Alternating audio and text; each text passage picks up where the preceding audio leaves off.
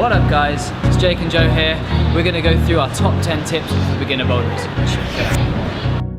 Tip number 1, use your toes. One of the most common mistakes we see at the climbing wall is people not using their toes, but instead they use their midsole. This will restrict your movement. It will also give you less traction on the hold. So if Joe was to turn it to the toe, he can pivot. Ooh, look at that pivot. It will also allow you to reach further, so you can go right up onto your tiptoes. Climbing shoes are designed specifically so that you can stand on small holds like this. If you tried to stand on that hold on the midsole, you'd slip straight off. Wouldn't be possible. Tip number 2, use your legs. They are some of the biggest muscles in our body. It's not all about pulling and climbing. Sometimes you've got to push with those legs, okay?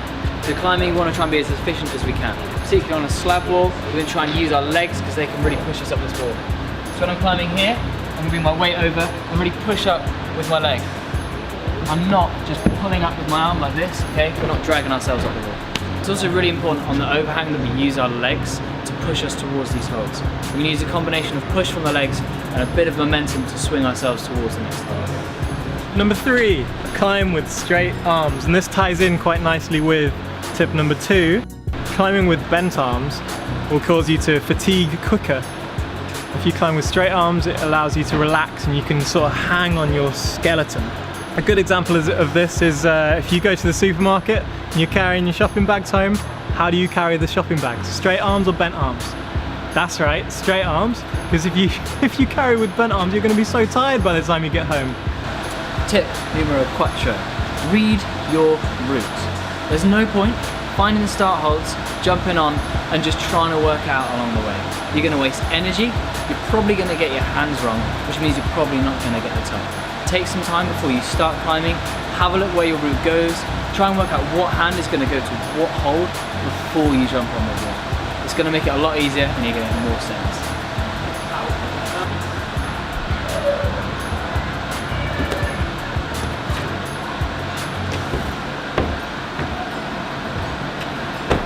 Tip number 5, don't use too much chalk. This goes for loose and liquid chalk. If you use too much, it can actually have a detrimental effect on the traction you have on the holds. This is especially important for liquid chalk. If you use too much, it's going to take too long to dry and you might end up climbing with wet hands. So for loose chalk, if you use too much, it's effectively like climbing on dust. Imagine sliding off slopers with tiny little marbles below your palms. Less traction. Tip number 6, don't be afraid to fail. Part of this, falling is a good thing, okay guys? If you're falling, it means you're trying hard and it means that you're going to become a better climber. If you're not very good at something, you should work on it. Work your weaknesses. If you can't hold onto a sloper, work on a sloper. If you fall off, that's fine. It means you're learning how to get better as a climber. If you watch any one of our videos, we're falling off, okay? It's because we're trying hard. Persistence is key if you want to get them sense. Tip number 7, climb with as many different people as you can. Variety is the spice of life. You'll learn a lot more and you'll learn a lot faster if you climb with people that are really good at dynamic moves, really good at slab static moves, really short people, really tall people. You'll learn everything. And what's really, really important is try and climb with people that are slightly better than you sometimes, because you'll learn so much. I'm usually really dynamic, so it's good for me to climb with people that climb a little bit slower and a little bit more statically, so I can learn the way of the static. Top tip number 8. One of the most common questions we get asked is, what shall I train for climbing? Our best answer, don't. If you're just starting out, just climb. That's the best way for you to get strong. If you start training too soon, you're going to end up hurting yourself, you're going to tweak a finger, you're going to pull a muscle somewhere. For now, the best thing you can do is just get on that wall and keep climbing. The best training for climbing is climbing. Tip number 9, invest in a well-fitting pair of shoes. It's very important. If your shoes are too big, you cannot possibly progress. You won't be able to stand on anything, you won't be able to use your toe or your heel properly.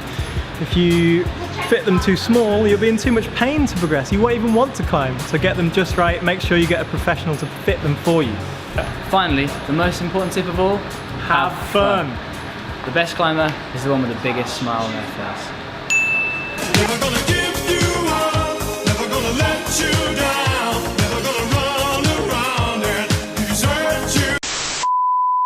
Go, we're on. Tip number 9.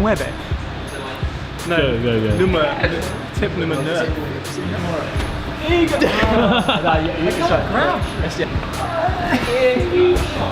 That doesn't work.